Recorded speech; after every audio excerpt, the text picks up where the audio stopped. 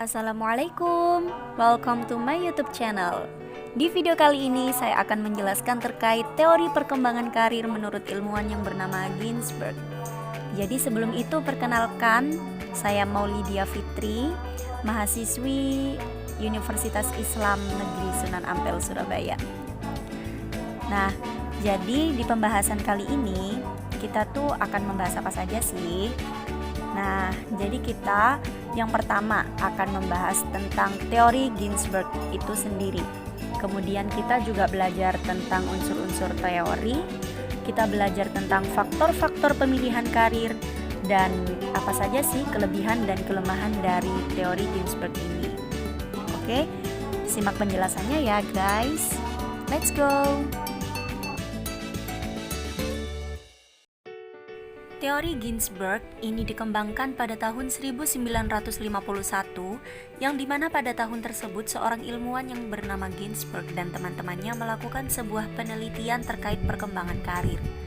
Teori karir dari Ginsberg ini merupakan teori pertama yang memfokuskan proses pemilihan karir ini berdasarkan pada tahap perkembangan individu itu sendiri.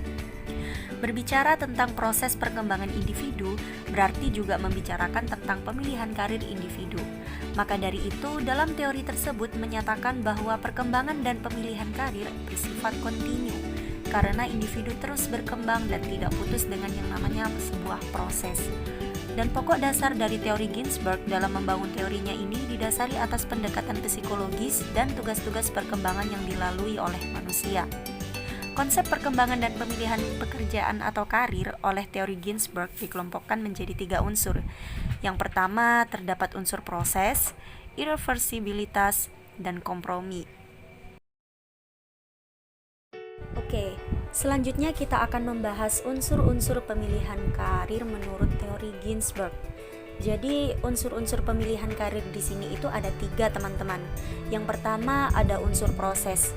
Unsur proses ini menyatakan bahwa pilihan suatu pekerjaan adalah suatu proses yang dimana proses tersebut dapat berakhir di awal atau masa akhir remaja. Jadi dalam hal ini tuh akan ada masanya individu itu memilih karirnya. Proses di sini tuh nantinya akan berhenti di satu titik yang dimana titik itu bisa di awal atau di akhir masa remaja individu itu sendiri. Kemudian yang kedua, ada yang namanya unsur irreversibility, yang artinya pilihan pekerjaan itu adalah tetap, tidak bisa dirubah atau dibalik. Jadi dalam artian ketika individu itu telah memilih karirnya, mereka sudah menetapkan pilihan karirnya tersebut dan tidak bisa dirubah. Dan yang terakhir adalah kompromi, yang menyatakan bahwa pilihan pekerjaan itu terdapat kompromi, yang dimana pembahasan kompromi ini berhubungan dengan minat, kemampuan, dan nilai yang dimiliki oleh masing-masing individu. Kemudian ada apa sih di tahun 1970? Nah, teman-teman penasaran kan, ada apa sih di tahun tersebut? Jadi di tahun 1970 ini teman-teman terdapat revisi dalam teori Ginsberg.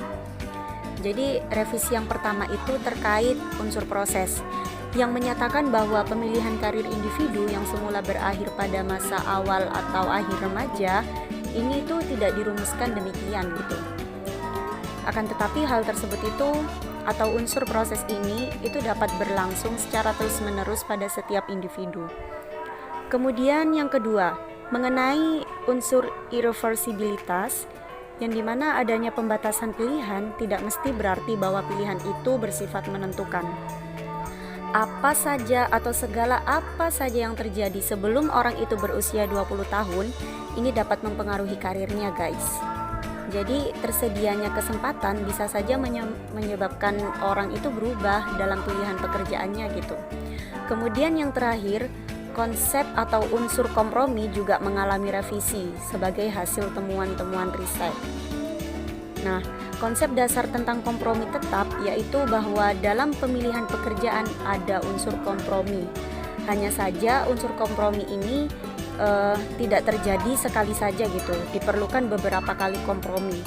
Jadi setiap individu itu berusaha untuk mencari kecocokan yang paling baik antara minatnya yang terus mengalami perubahan tujuan-tujuannya, dan keadaan yang juga terus berubah. Jadi kompromi ini bersifat dinamis dan berlangsung seumur hidup.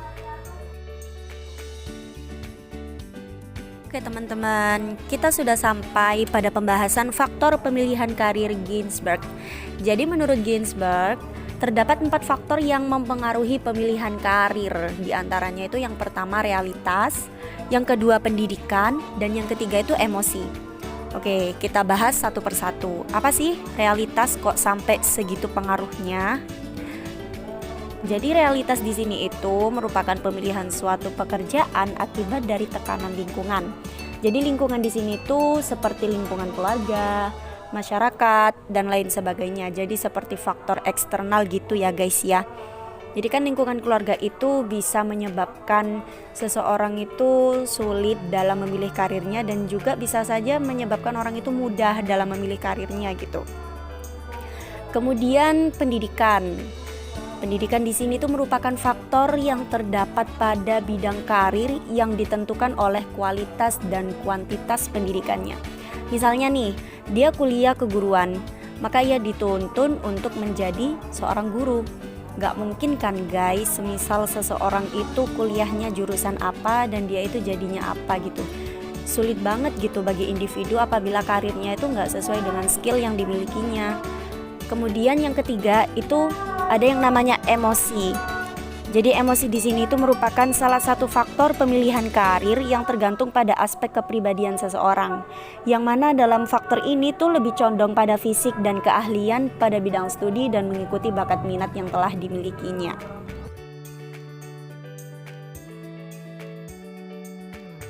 Oke teman-teman, selanjutnya kita akan membahas terkait kelebihan dan kelemahan teori Ginsberg.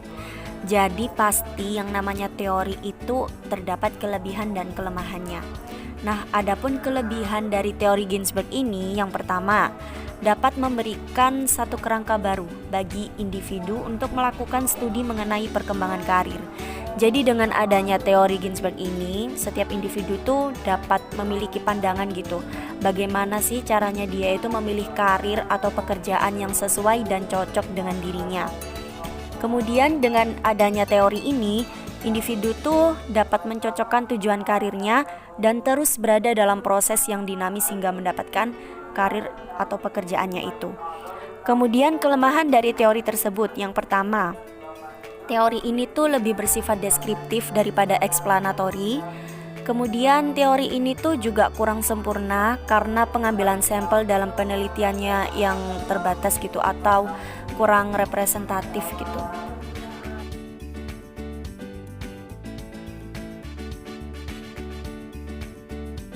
Nah, jadi teori Ginsberg ini mengajarkan kita untuk selalu berproses dan mengembangkan diri sendiri selagi ada kesempatan dalam kehidupan yang selalu dinamis. Jadi gunakan kesempatan sebaik mungkin ya, terutama untuk mengembangkan diri sendiri dan menjadikan diri sendiri menjadi lebih baik. Oke guys, terima kasih, semoga bermanfaat.